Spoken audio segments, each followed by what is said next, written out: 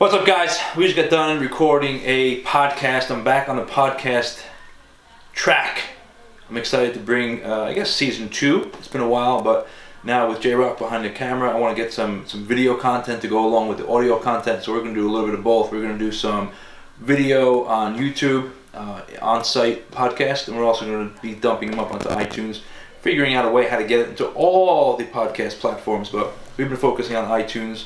So we definitely you can listen to the podcast on iTunes, Project My Life with Anthony Monetti, and also on YouTube /Project My Life. But today was a kickstart. We went to Ray Digmi headquarters, the Digmi Nation headquarters, lifestyle apparel brand from the creator is Ray Digmi. His last name is not Digmi, but we're going to call him Digmi because that's who he is and what he believes and who he represents. It was a great podcast. I had a great time talking to him. The guy's doing big things, man. He's a professional baseball player, and I love talking to him because he shares a lot of the beliefs that we share here at Body. His hashtag is Live Dream Be. It's all about just living out your passion, dreaming with your eyes open, and becoming who you want to become, and you're in control of that. He's had some hardships. He's had some ups and downs in his baseball career. And just the hustle and bustle of trying to build this brand out and do it organically. He doesn't want to pay any actors. He doesn't want to pay any models for his his Instagram, and all his photos are all people who are representing the company because they believe in the company and what it stands for, which is something I believe in and I stand behind too. So it was a really great episode. I had a great time chopping it up with Ray Digmi. You can catch that episode on, like I said, YouTube /Project My Life. Video will be up. And also iTunes /Project My Life with Anthony Monetti. So stay tuned. If you like it, let us know. Like, share, comment, do all that stuff below or above, wherever we're watching it from. But let us know. We had a great time. Talk to you soon. How many people have you had so far? Dude, I'm just getting back in the mix, man. Really? This is the first time I'm doing, not the first time. I've done some audio, some video podcast, but I mean, dude, I love creating content. The issue is getting it out and putting it in the right area. I'm gonna throw out a number today that is gonna make you sick because I wanted to punch myself in the face. So I'm listening to Gary Vee today, his latest keynote, and he was in Australia. And this cat says that you need to put out content for 30 different demographics or psychographics each day.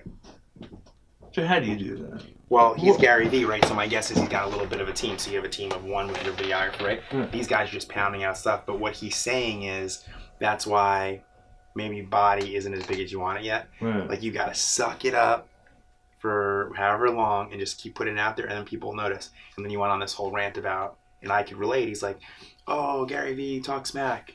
Like, I posted a Facebook ad for $50 and no one bought shit. And they're like, "Oh, I did it again, Gary Vee, F you. No one bought shit. $100 I lost."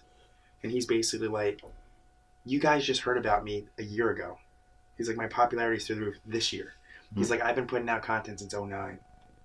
Consistently. He's like, I got made fun of from 2009 to 12 to 14. Then people started to listen a little bit." Right. He's like, he's like, "Your mother effing me because you lost $100 on Facebook." He's like, "If you keep putting it out there, eventually you will start to convert sales." Right. And I actually could relate to that because I did it this summer. And I'm like, "What the hell?" I'm like, "Gary Vee's my man. Like, what's going on? No one's buying shit." So that's where it was a learning thing for me today is, I just said, like, I was in the car driving here. I'm like, I don't give a shit. Like, I'm doubling down. Well, I agree with that. I think I get fucked up with it. I do. Because we just had a conversation last night about marketing and what to put where and how to do it all. And you can't do it all in the beginning. You lose your fucking mind. And it takes the joy and the excitement out of it as well. You know? I'm seeing the opposite. We just start putting consistent content out, and we're seeing more traffic, more people call in without even paying for anything. I'm just doing raw, authentic documentation of what's going on in the studio, 100%. Telling people stories, and it's just attracting more of that. So I just want to do more of it. I think since we spoke for my podcast, that's where I feel a little bit. My schedule's gotten so crazy, right? So right now, really, my 2 biggest team members live on Long Island. So we do everything satellite on the phone, whatever the case is. We only see each other maybe once or twice a month. So it's really just me. And then, of course, Nicole can help every once in a while. So I put out less content in the last month, and I've 100% seen those results of less, right?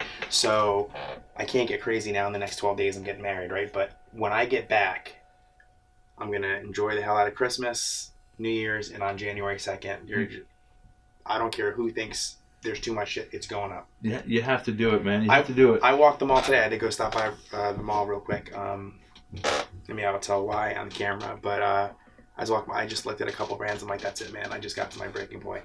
Like I'm so close to this being huge. Right. And for me, it has nothing to do with the money. Although it will be nice one day to say I can buy my own house, right? Well, what is it then? What is that? If it's not money, it's not money. What's determining if you're successful or not? Because I look at you from the outside looking in, going, I mean, we're going to tell more about your backstory, but I look at this place, I'm like, dude, like I think this is successful right now. You know, it's not like you said, it's not making the money that you wish it could, and that it will one day. Mm-hmm.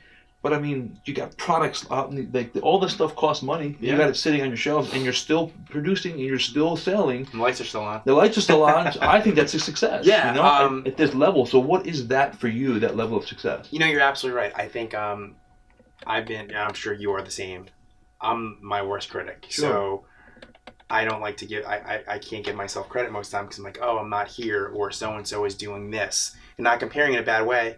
Because I'm always rooting for people that are kicking my butt. So I never do it that way, but I'm like, that person's doing it, and I haven't even got close to that, so therefore I can't be. But that's not necessarily true. Like, I've realized now that you're right. Having an office with the lights on, that is a level of success. Or having an office with some product that is a sellable good, even if it's not flying off the shelves, that is a success. I think what I'm most proud of is, I made my first t-shirt 14 years ago. 14 years ago, and we're still here. Right. So, but to answer your question, what is it for me? I don't want to build a brand or a business that just made something and collected money. I want people, when they buy something from Digmi, to feel like they're part of like some sort of, not movement, because it's not, socially conscious kind of stuff. That's very important stuff, right? Maybe we'll get involved with some of those things, which would be cool. But I just want people, when they have a choice to spend their money, they're buying a brand or a product from that brand that is reminding them every day to forget about anybody that is telling them they can't do it. So I think that's where the guy in the tie is different. All those other icons or logos for those other brands, they're great and they're iconic. The crocodile, the moose, the guy on the horse, the rhino, now the whale, awesome. And I tip my cap to those brands. They've done an amazing job. I'm not so sure that one of the great jobs they've done is convince people to keep going.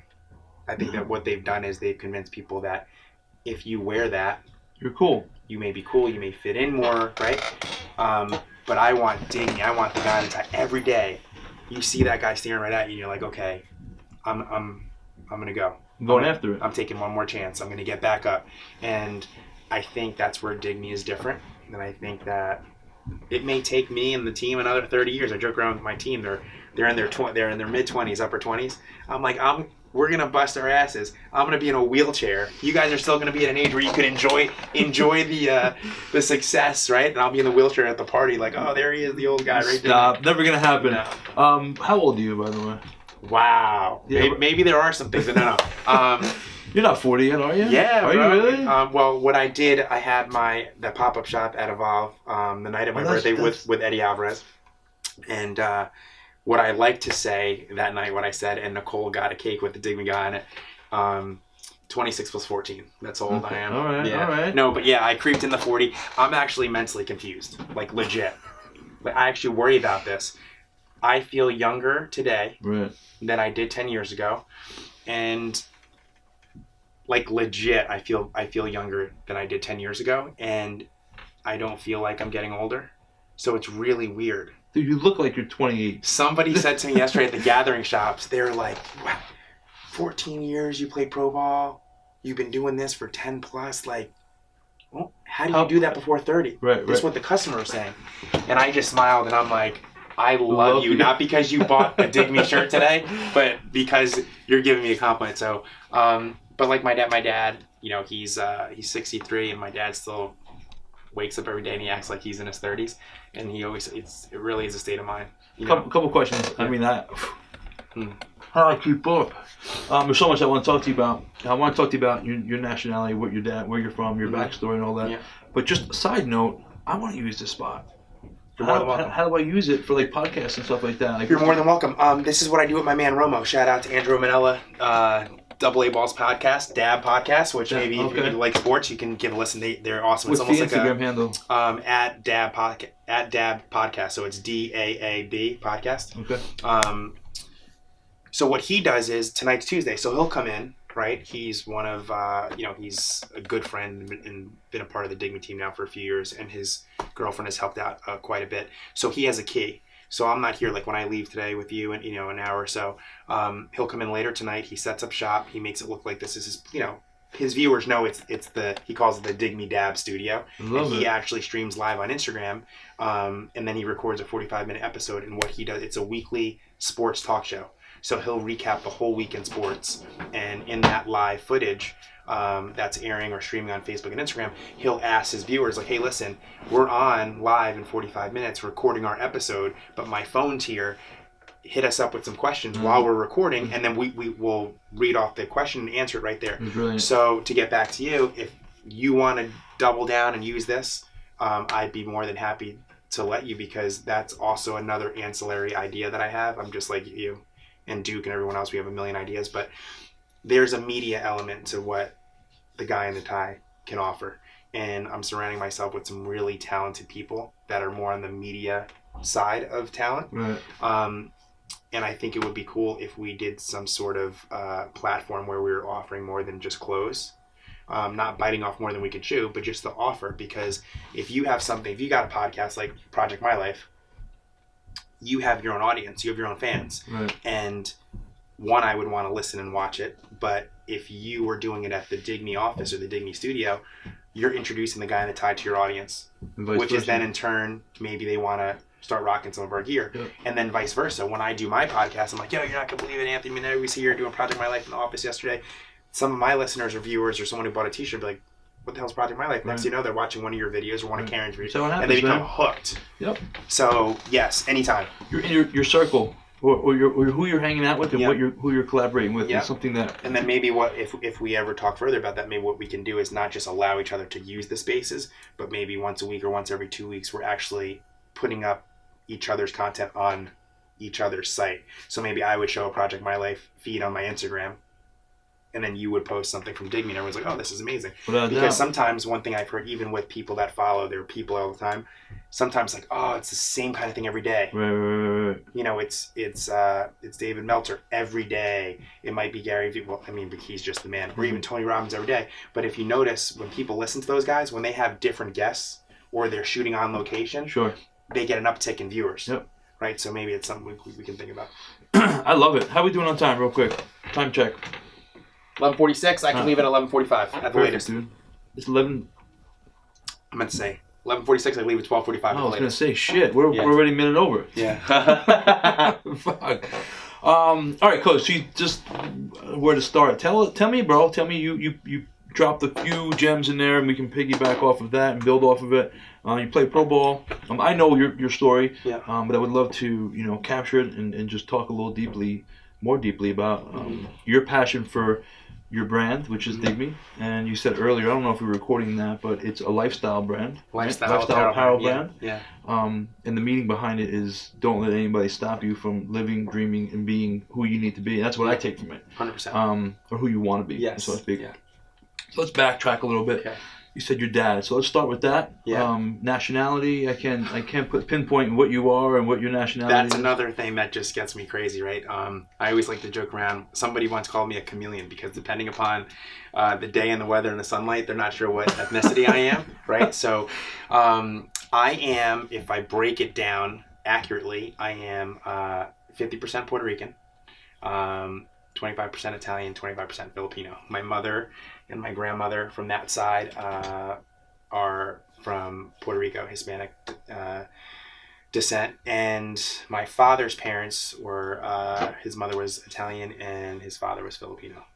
So when I played in my professional baseball career, I played as a native in Puerto Rico because their roster rules were if your parent or a grandparent was born on the island, you qualified as a native. Nice. So although I'm born and raised and I'm a proud American from Monmouth County who grew up on the beach and played baseball, my grandmother was born in Bayamon, Puerto Rico. So I qualified as a native Puerto Rican, even though I don't speak Spanish, which is shame on me. So when I was in Puerto Rico, people were like, "Oh, you're Puerto Rican? Yeah, all right, great." Yeah. You have a translator? How'd you live out there? I lived out there 4 months every winter for 4 or 5 straight years. It was awesome. Was there a lot of American English speaking people? Yeah, I mean, the difference between Puerto Rico and like some of the other, first of all, Puerto Rico is, an American territory. So when you get off, what's cool, what people don't realize, when you get off the airplane at the airport and you go down the escalator, it does not say "Welcome to Puerto Rico." It says "Welcome to the United States of America," right? No shit. Which is why, not to get into debatable topics, but why so many people were upset after the hurricane, because although it is somewhat far away and past Florida, those they're American citizens. So when I went there, I was a little overwhelmed because both my mother and grandmother spoke Spanish. My grandma barely spoke English her whole life, and I didn't know how to speak it. But because it's an American territory, most of the kids there, their education system, they're taught English. But then also too, a lot of those guys that are playing professional baseball, they're being taught English because they understand that if they sign with the Mets or the Yankees or the Rockies, when they come to the States, they need to speak English. Yeah. So it wasn't as difficult as people thought. And if you don't speak 100 miles an hour, you're not going to get everything by me. Right, so I understood enough, and that was one of the best experiences of my pro career. It was pretty awesome. How old were you? I played winter ball there from 28 to 32. Oh, so you went to school in Monmouth, you said? Monmouth County, New Jersey. Grew up in Colts Neck. Grew up on the beach, Belmar, Manasquan. I only liked to do 2 things, which was hang out with my friends on the beach and the boardwalk and play baseball, like legit. You started when you were how old? Like T-ball, the whole bit? Yeah, I was I was the annoying son or relative that literally walked around the house and I was telling everybody that I was going to play professional baseball. And you did. And in the beginning, I was cute. And then I got to like 10 and 11, then I was annoying. Right. And then I was 13 and everyone's like, "Are you serious, dude? Like, you're going to be like a real person in 4 years," and nobody plays pro ball. So I don't follow directions very well. I don't follow directions very well. So I accidentally snuck in 14 years of professional baseball after I proudly played at Seton Hall University. Accidentally? Did you get a full ride to Seton Hall? Did you get a ride? I did not. Actually, here's something I want people to understand. 2 things. Number one, I still am in the baseball game a little bit. One of my closest friends, who is also my boss, the owner of Zone Sports Academy right here in Bridgewater. Next week, we're heading over there doing a podcast on site with him. Yes, Duke. Shout out to Duke Baxter, one of the greatest guys walking this earth. He's unbelievable. And a great friend and a great boss. So I still coach, right, over there. And you have a lot of middle schools and high school kids that are like, "Hey, I want to be like you, Coach Ray, or Coach Steve, or Coach Duke. I want to go and play in college." And some parents may be under the misconception because sometimes you hear barbecue talk or bar talk with adults like, "Oh, my son's on a full ride." That very rarely happens. You have 30 men on a roster, 11.5 or 11.3 scholarships. So a good head coach has to divvy up that 11.3 or 5, whatever the rule is, amongst 30 guys, which means that most guys get a quarter, the really good ones get a half, the superstar guy might get 3/4, and then you have some quality players that don't get anything, like me. So I was what is called now, I believe, a recruited walk-on or a preferred walk-on. So they came, they saw me. While you were playing at Seton Hall? While I was playing at Marlboro High School. Oh, Marlboro. They came, they saw me, they liked me, but maybe not enough to offer me any money. And I think that was the first time in my life that I actually took a really, really big chance. I won every award that the state could give in high school. So it wasn't like I was like, Cinderella then. I was all state. I played in all the big tournaments, like when all the big high school baseball players selected. And you still didn't get a scholarship? I didn't, but part of that was my choice. Okay. Could I have with many schools? Of course. Right, you want to go some of the lower. I don't like using the term lower level because any college athlete has accomplished a great deal. But the smaller D1 programs, your D2s, I could have easily created a list and got more money or got a bigger scholarship going there. There was something about Seton Hall that I just loved. It was New Jersey. They had some players that I really, really resonated with, and it was really hard-nosed, and that was the kind of player I was. And they were honest. They're like, listen, we like who you are. We like your grit. We like the way you play. Not necessarily sold that you're going to be able to handle this level.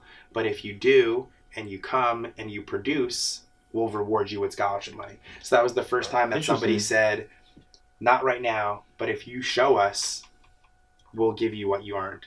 So I asked I asked my parents if it was all right. Of course, my parents had to pay the the freshman year.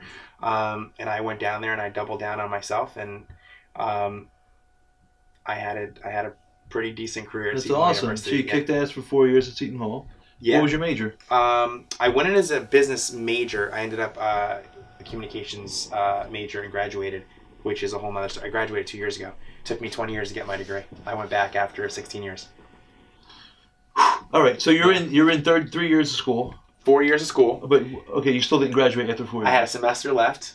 Shit. I had a semester left because I dropped a couple of classes my senior year because I had been rumored to be a draftable player for pro ball for a couple years now. So I'm like, this is my senior year. We've got a great team. I want to make sure I get good grades, but I don't want my workload to be too much where I can't live in the weight room, live in the cage. I want to be as good as I can be and help my team win a championship, and then also put myself in position to get drafted.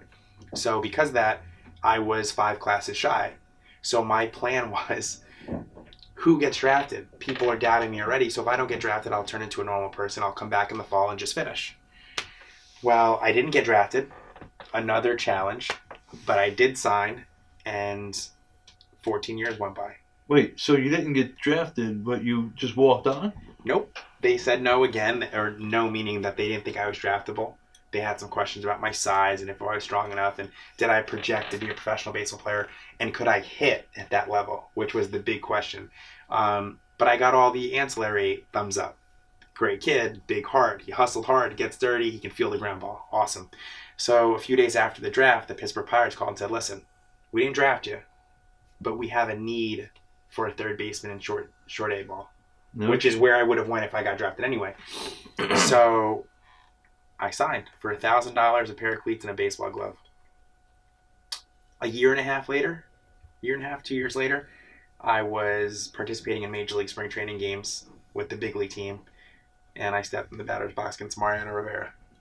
No shit. At 22? 20? I was then 23. Wow. Yeah, it happened relatively quickly. So what happened was, they signed me. They thought I would probably not perform. I would have gotten released, which most people do at the A-ball level. I ended up leading the team in batting average and being like their star player. I went to my first full season, hit my first double-digit home runs in Hickory, North Carolina, long season A-ball, which is 140 games. And then I kind of got on the map. And because of that, my manager really liked me. So I went to spring training in 2002, and one of their top prospects was a first baseman, power-hitting first baseman. And he got hurt with 3 days left of spring training. And they're like, what are we going to do? Do we bring someone down from Double-A? And, the brass, the front office was like, we can't bring someone down who's deserving of being there. Mm-hmm. And he's only going to be out for like a month. So the manager, who really liked me, was like, Ray plays everywhere. He can play every position, and he hits. They're like, let's just put Ray at first base. And I'm like, he's a second base shortstop. And he's like, let's just put him at first base. If he fails, we bring someone in. I broke camp as a starting first baseman with Lynchburg. You killed it. I never not played there. No. And I led the league in hits. Your whole career there. That was one year. Just 1 year. Led the league in hits, and I made my first professional All-Star appearance. And then from there, I became like the Cinderella prospect. I went to Double-A. That was the year after that season. I led the league in hits. Carolina League is one of the hardest minor league levels in all of pro baseball. Carolina League. Nobody had more hits than me. And then I participated in Major League Spring Training games. I got in 4 games with the Pirates. Played against the Phillies, the Astros, the Yankees, and the Reds. What an experience is that, man? Crazy. Like, that's the My dad has a box score of the Pirates versus Yankees game in his office. And if you look, it says Yankees, Pirates, Roger Clemens was pitching, batting second was Derek Jeter, and I went in the 7th inning, and I went in the two hole. So in the box score, batting second says Derek Jeter, batting second right now Brett. Dude, pretty cool. That's fucking badass, man. Yeah, that's crazy, and that's all before Digmi. All before Digmi. Way before Digmi, which is Digmi became something because you were I was there. Yes. Yeah. So I'm there, and this is when it starts to happen. You're feeling yourself. Yeah, but I was kind of quiet because, even when you're feeling yourself, now you're at the big league level. You got guys making $5, $10, $15 million. Right. You're a rookie. You keep your mouth shut. You show up early, leave late, right? They give you a hard time? No. They were like supportive? Yes. Yeah. But this is where I thought they were. I'd show up just like I'm dressed now. Hat on, sweatshirt, pair of Vans, different color Vans or whatever, and a book bag. And apparently they I don't know, they liked my style or personality, and all of a sudden they started calling me Digmi. And I thought they didn't like me at first. I'm like, this sucks. No one's calling me by my real name. The coaches, this sucks. Then I picked up on a few days later that they were digging the whole, dude, I like your t-shirt. Where'd you get that hat? This is how you dress in New York, New Jersey, So we start talking just about stuff. And the nickname stuck. It was, yo, dig me. So it was like, yo, nice hit, Digmi.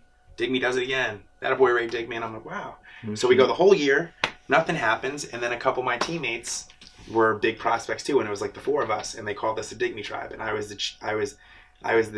Ray Digmi, chief of the Digmi tribe, and they wrote an article about the four of us, how we were slowly working our way up to the big leagues, and one of the feature words in the headline was Digmi.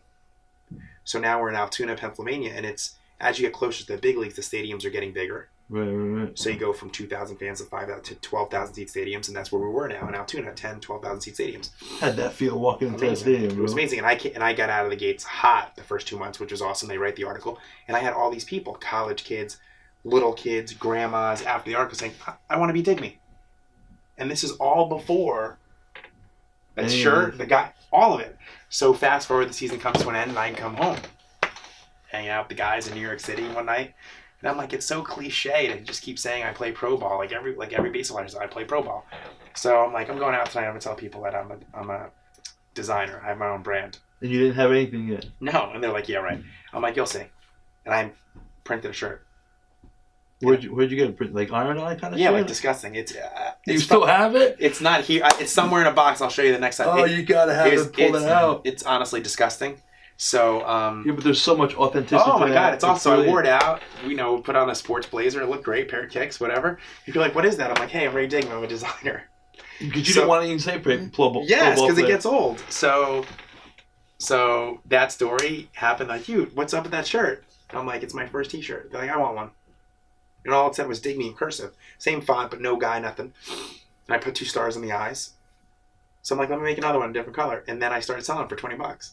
No shit. So fast forward the off season, now I'm going to spring training. I'm like, if I go down to spring training with a box of 40 T-shirts, there's 225 dudes in there. Like, I didn't sell 40. I sold 40. So then each spring, I was doing that, and throughout the season, I'd make like another. So if it cost me X hundred to make the shirt, and I got the X hundred back, I'd make like another shirt. And then I finally did one with some designs or artwork, and my buddies were buying them. Like Hanes T-shirts? At first, it was American Apparel before American Apparel went like through their troubles and went out of business, right? Yeah. So, and they were loving them. Now, mind you, my priority was trying to get to the big leagues. So this was like a glorified hobby. I didn't know how to run a business. I didn't know how to make any money. Sometimes I still ask myself if I know how to do any of that, but we always do. Yeah, right. So that was it. I slowly started making more, and then luckily, and I always say this, like anytime I use the word I or me, it's not. It's the entire Digmi team, and I was really lucky to. J-Rock, you heard that? Yeah. So I was just really lucky to get some people that were talented to help me. So here I am trying to hit home runs, knowing that if I was playing, I was building an audience. So were now these teammates that were slowly working up. I'm like, if I could have people back home taking my ideas or sketches or craziness in my head and putting them on artwork, we have a chance. This is in what year?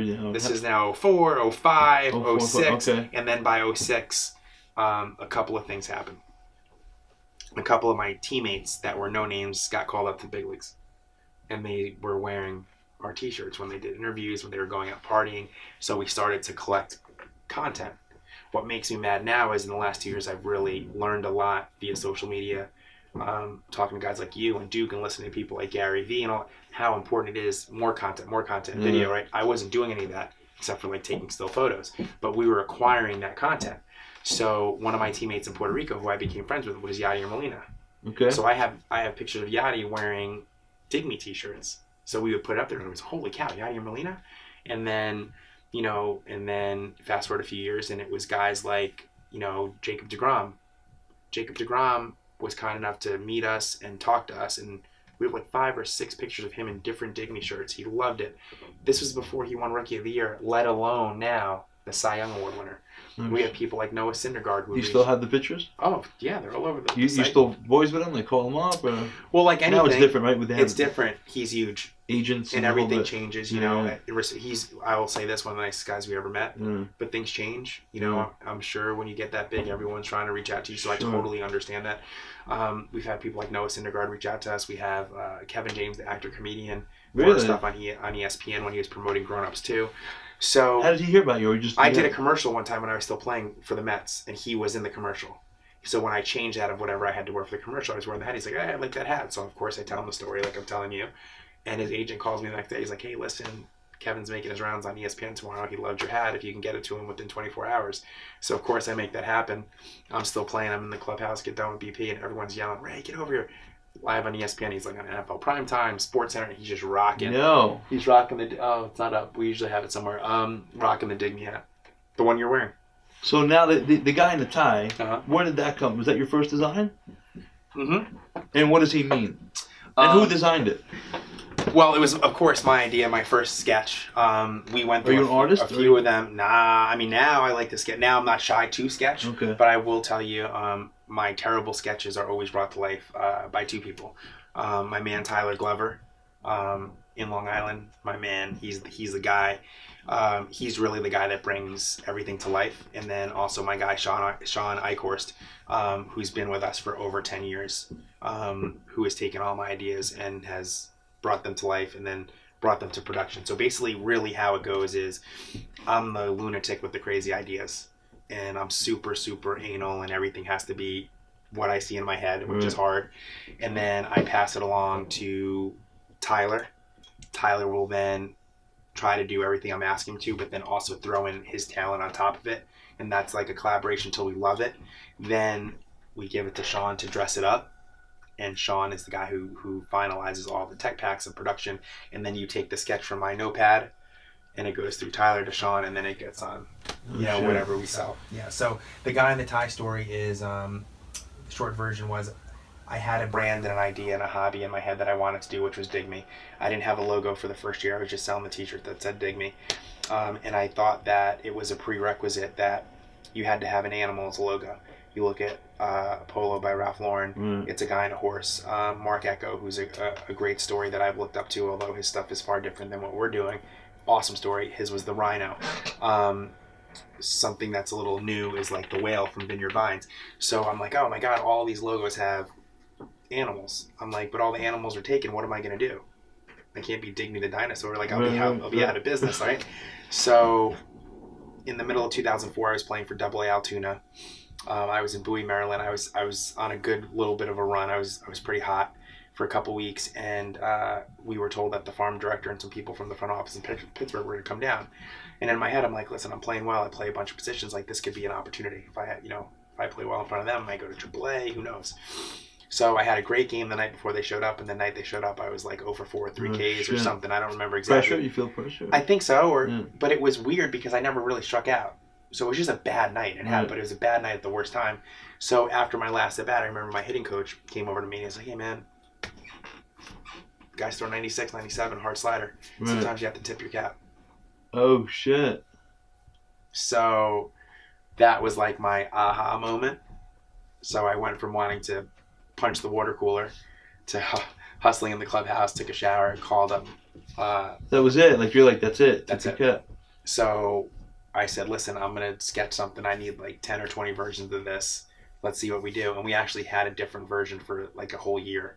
And it was actually incorrect. But that was the day. Like that was when the guy in the tie was born. No shit. And we cleaned him up a little bit. Originally, he was sitting on top of the G and M and the word Digmi, and he sat perfectly on top of it.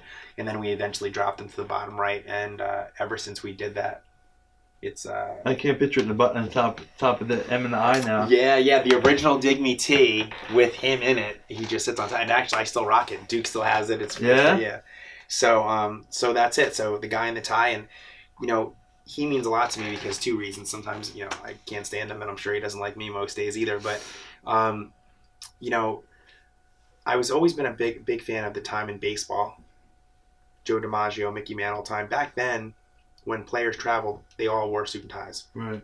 But fans, men wore suit and ties because they were coming from work. They had their top hat. Women wore dresses. It was just like what you wore, right? Interesting. So Old school. Yeah. So when people performed well, the fans, if you didn't perform well, yes, they would boo. But if someone had a home run, they would tip their cap to the player, and the player a lot of times would do the same. So I've always loved that look of like the blazer and the tie, and like, you know, a beautiful woman walks down the street and guys were actually mature and respectful, and they would tip their cap. Like today when they don't do things like that, right? So I'm like, that's it. I'm like, Digmi is going to be a brand that makes awesome stuff, dope stuff that you just like see it, you want to buy it. But our guy, our logo, our icon is going to be there to acknowledge you for your passion, for your personality, for you having the courage to say F you to anyone who says I can't do it. I'm going to keep grinding. Like, that's what he stands for. So when you see somebody rock a Digmi polo shirt, right, it's really the guy in ties tipping his cap to the person wearing it. Yo, that's ultimately. That's some deep stuff, man. I love that. Yeah, but the problem is, right now, no one even knows that's what we're about because we're still so tiny and so small, right? So you have it on your website. We do. Okay. I truly believe in my heart, and this is where people we listen to say this is where things get lonely. I truly believe in my heart that he's like the next iconic thing. But most days, I'm the only one on this earth that believes that. So it can get really lonely. Sure. Like I've seen, and I'm just using this office as a metaphor because I'm glad you guys like it, but this is like one of our smallest platforms. Like we had a store once on Long Island that was gorgeous, and it failed. Like it didn't fail. That's the store. Gorgeous, gorgeous. It should have been on Fifth Avenue, and it did its purpose. It helped us to get to another level that got us to Bloomingdale's, but it was gorgeous. So if you think this is cool and creative, like we've been in some really cool spaces, right? So this is in Long Island. After I was with the Mets, I played for Long Island Ducks, and I actually opened a store. So you had the guy in the tie, or the guy in the tie was already in existence. Yeah. So you're looking at what, year 2 and 3? You opened up a spot? No, I opened. The guy in the tie was born in really was 04, but we didn't start selling him until 06, and then pushed him to product, kept it alive, and then we opened a store in 2012. So you were just doing what, like friends and people? Friends and family. We had a website. We had a website since 06, and then we would do pop-up shops, right? And then in 2012, I'm like, I'm just gonna open my own store. I needed an office to work out of. And I thought if nobody came and bought stuff, I could have events. So we had some Major League players come and do event signings. But if you wanted to get his autograph, you had to buy a hat and a t-shirt, like cool stuff. We had some local media cover it. So that's when I still believe, that's how I know that there's something there. On the days that nobody walked in the store and you're paying rent, you're like, oh my God, this is terrible. It's the worst decision of my life. Like, I'm going to lose everything. Yes. But then when you have an event and random people that never heard of it, you show up at the store and they're like, this could be amazing. That's when you know. So really for me, just like you, it's not whether or not you know what you're doing or you're putting out a good product. You know what you're doing. You're putting out a good product. Can you introduce it to enough people that want to get better shape, want to get healthier? If you can't get in front of X amount of people, it won't work. So for me, do I think that everyone that has money or a credit card that loves clothes is going to like Digmi? Of course not. I'm not crazy. Do I expect all of them to buy? Of course not. But if it hits X millions of people, that means that X millions of people could say, no, Ray, it's corny. Right. But there's going to be X millions of that group that say, it's the best. This is what I'm talking about. Right. Because as much as I like to give recognition and acknowledgement to brands like to Ralph Lauren, who's the greatest of all time, or Echo, or Vineyard Vines now, who's just been doing such great things and it has some new partnerships with Major League Baseball, which is incredible. For anybody who wears Vineyard Vines and loves that brand, you have just as many people that say, I don't wear that. I would never wear that. Right. Same with people that loved Echo for all those years. And what a great... I love Mark Echo. I don't think I ever bought any of his stuff when it was like the real big thing, right? Just like people now love Damon John. We all know Damon John, right? From Shark Tank. Dude, he's amazing. What a story, FUBU. Really? How many people wear FUBU today? Or wore it then? Probably not a lot, right? So part of the thing that I learned is when you're trying to build something as big as this, you have to be able to get used to the rejection. Sure. Who is in your... Like, who's buying your stuff?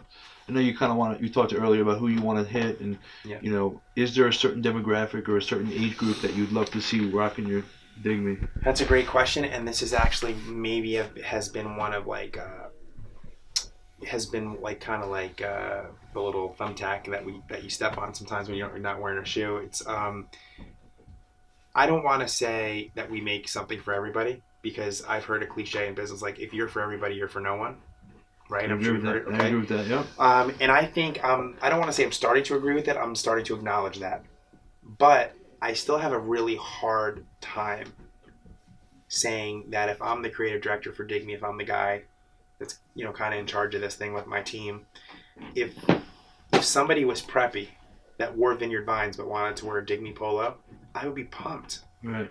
But if the skateboard kid or urban kid that wore brands like Stussy or the Hundreds or Supreme that are iconic wanted to rock one of our hoodies and maybe buy it a size bigger than what he should wear, I would be equally pumped. Right.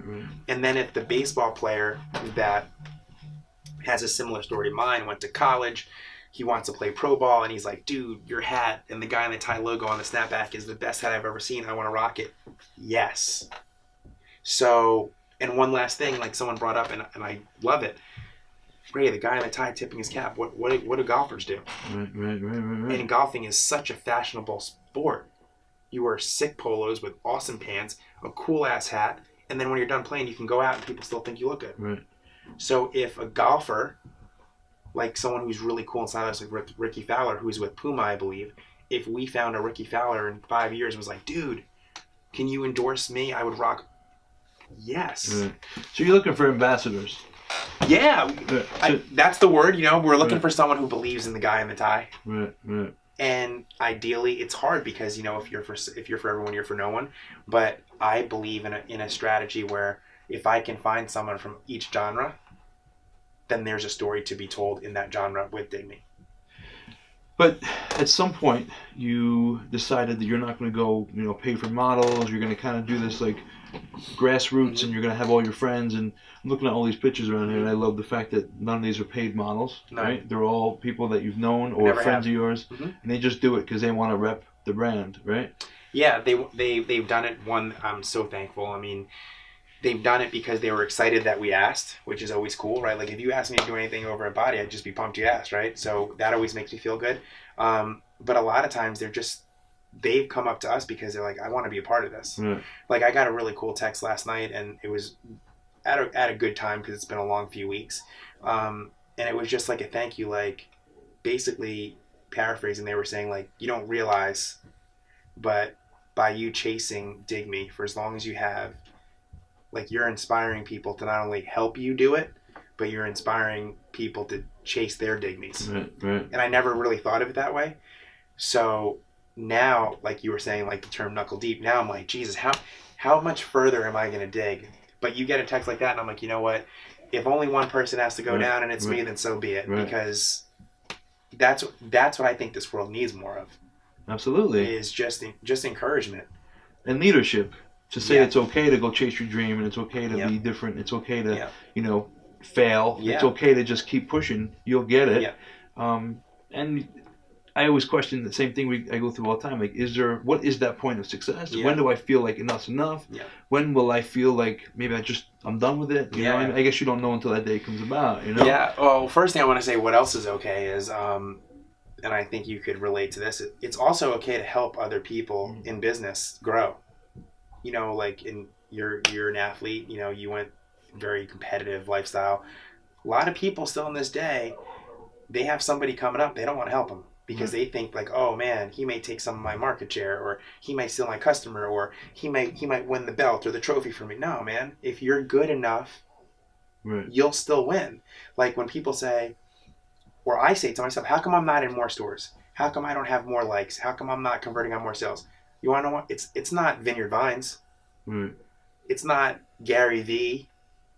It's not because those people are. It's here. Right.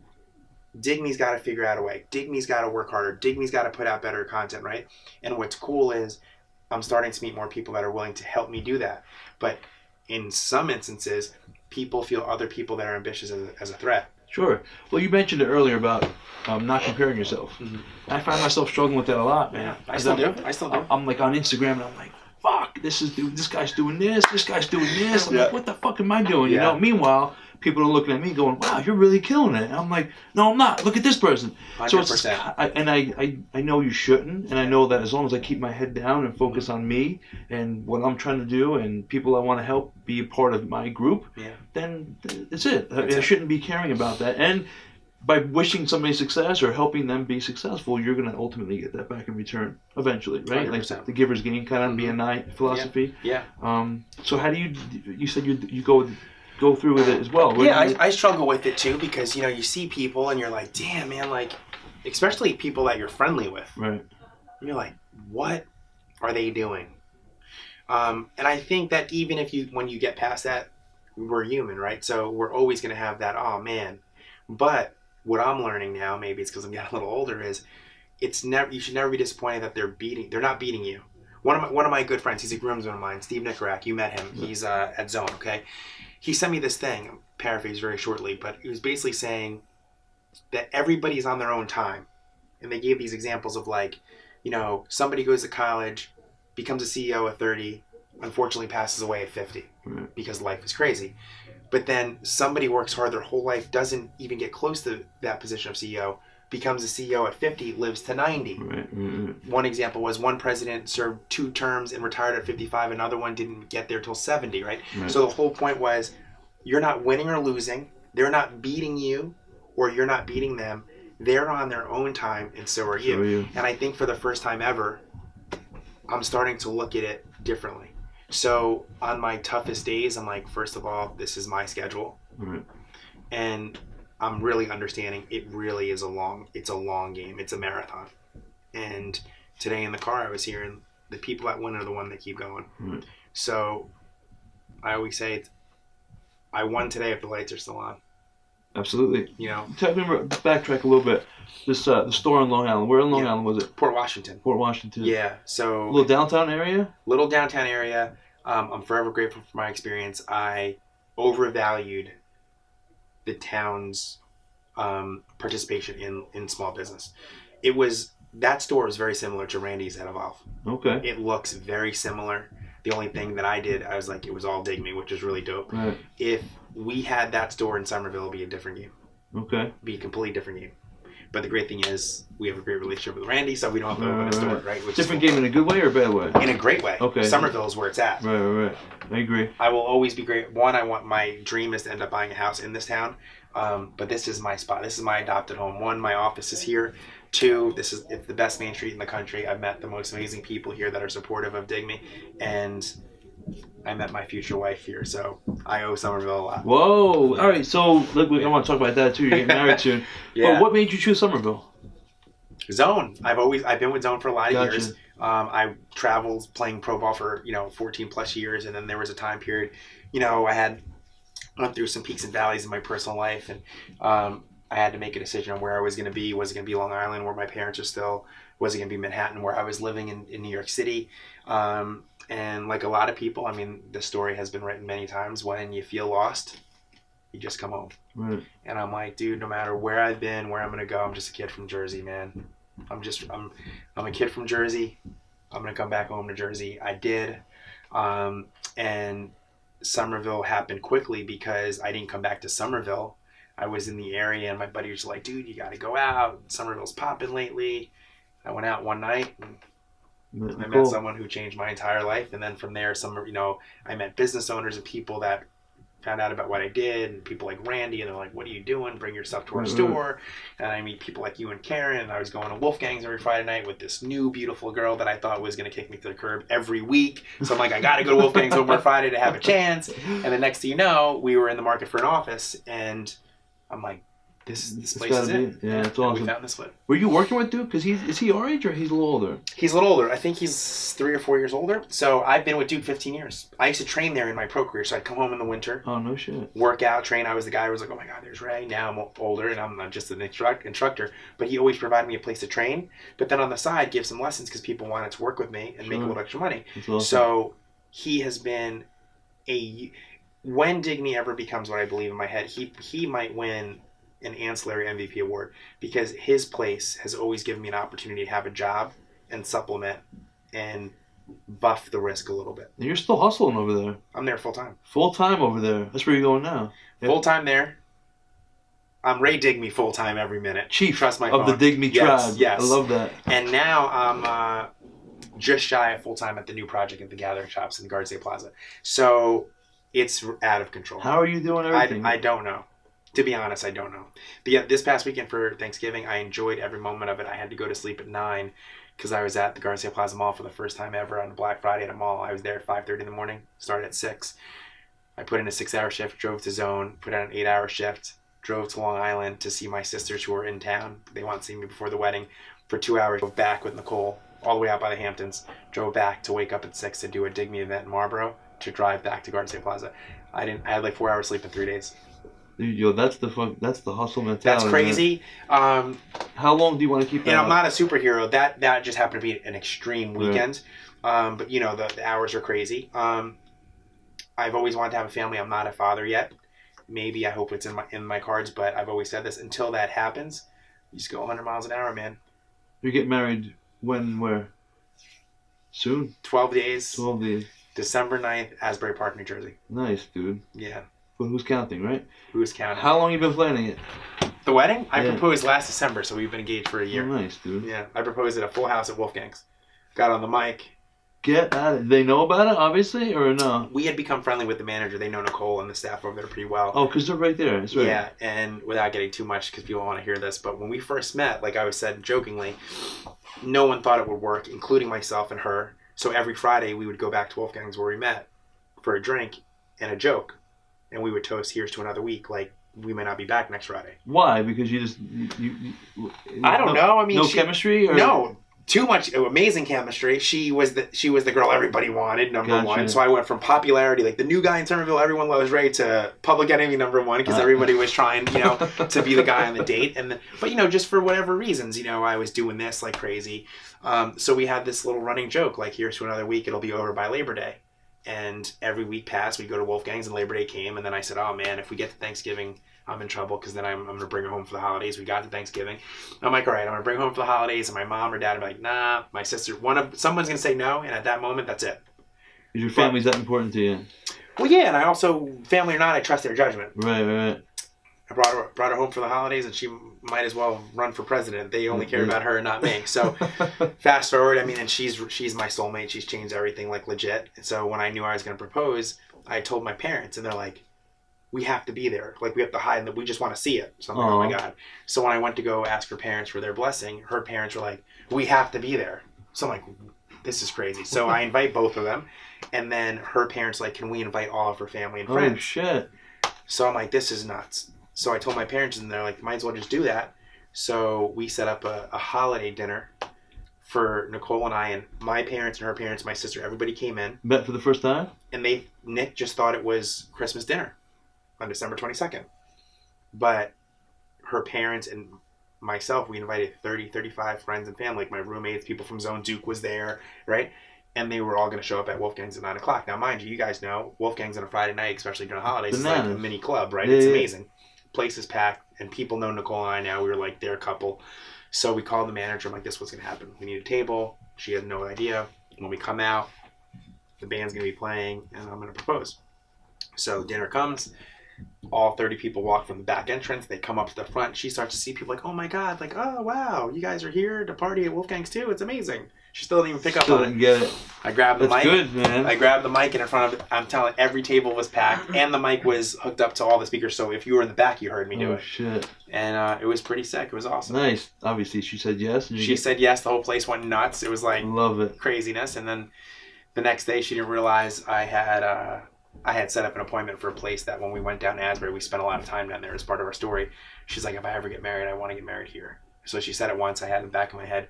So the next day I had an appointment. We went down there, and I personally didn't think I could afford it because it's crazy.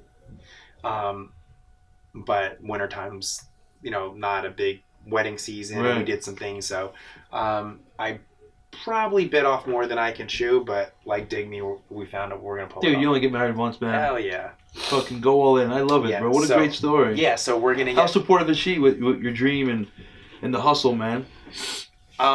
I can't say enough about it. I think the day after we get married, I'm sure her Instagram handle is going to change to Nick Digmi because she jokes around about that. She's amazing.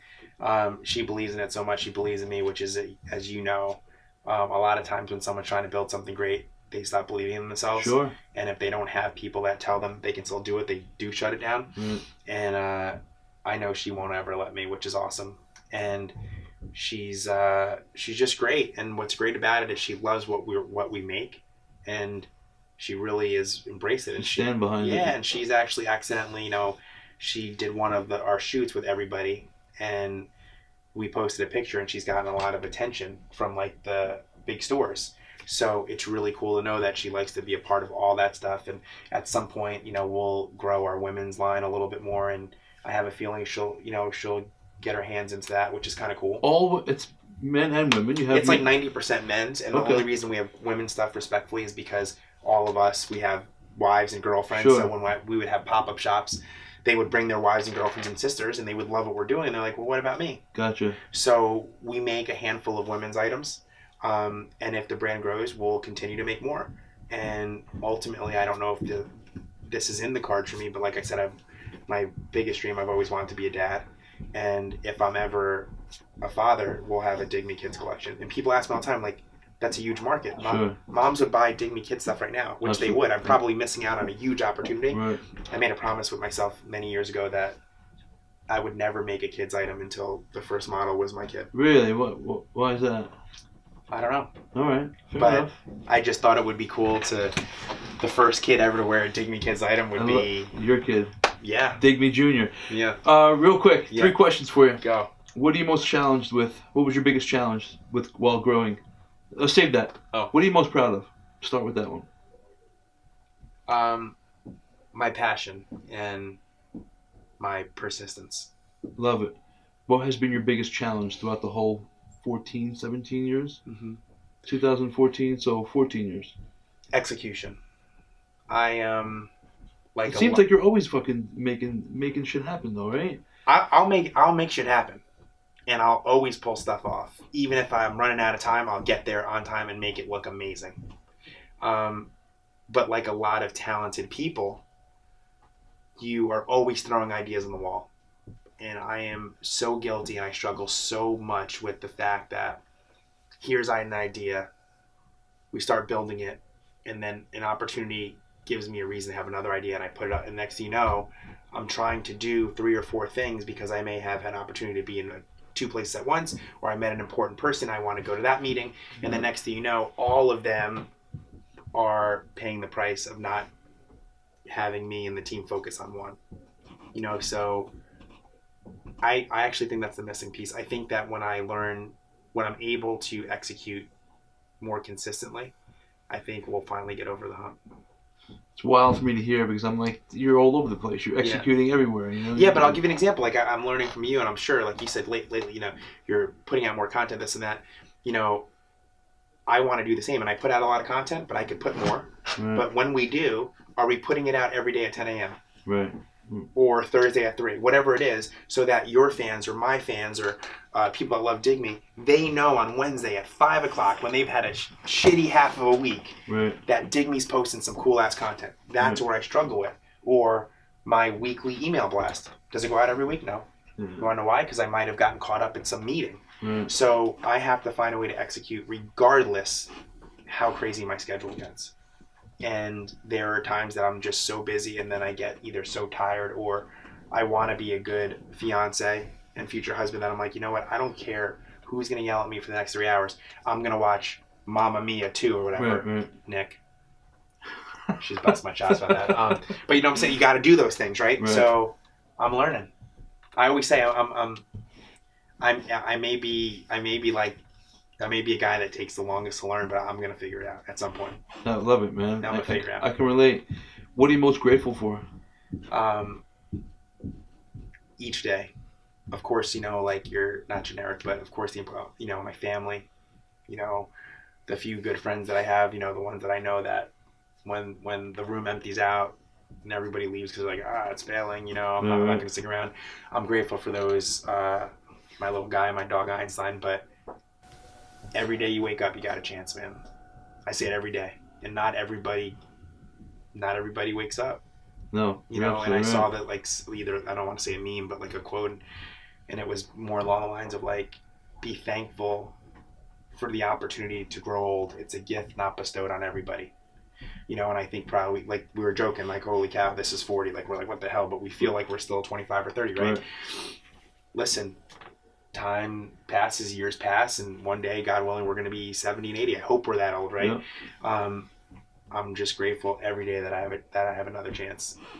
And that's, like, legit.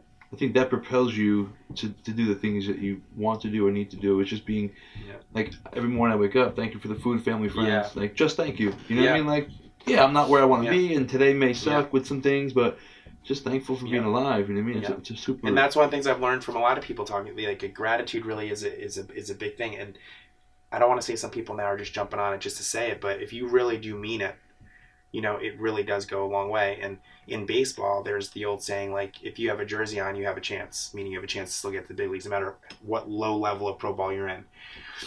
I say that with Digmi every day. You know, if the lights are still on, or that website is still up, or that Instagram feed, there's a post every day, that means that I didn't shut it down. And that means that maybe someone today is going to see that hat, see that t-shirt, see this interview that you put out and be like, dude, who is that guy? And what the hell has he been making for 10 years? Ray Digmi, proud founder and creative director for Digmi Lifestyle Apparel brand, encouraging you to chase your dreams in style. You can shop our gear, or at least check us out at digmination.com, digmination.com, digmination.com. Check out what we're all about. Awesome collection of apparel products, t-shirts, sweatshirts, hats, accessories, backpacks, duffel bags, all that kind of stuff. And then you can follow us on social media. Instagram at Digmi, D-I-G-M-I. Twitter at DigmiNation, because someone took at Digmi in 2009 and doesn't even use the account. We're going to find out how we get that. But Twitter at DigmiNation, D-I-G-M-I-N-A-T-I-O-N. Facebook, facebook.com/DigmiNation. And that's it, right? Yeah. Podcast. You also have a podcast. Oh, God. Guys, podcast. We were coming out strong for a couple months. We took a few weeks off because I've been crazy busy getting married in 2 weeks. But Dig Your Dream podcast, where we interview a bunch of inspiring and motivating people, like your boy Anthony Monetti right here. Dig Your Dream podcast. You can follow and listen to the podcast on Anchor.fm and Apple Podcasts. And right after my wedding in less than 2 weeks and the new year, we're going to be coming out with a guest every single week. And we have some really cool guests coming up. So Dig Your Dream podcast. Check out Digmi on social media. And that's about it, guys. Thanks so much. Peace. Thank you. You want to feel the way I feel. You've got to whip out your balls of steel. Yeah.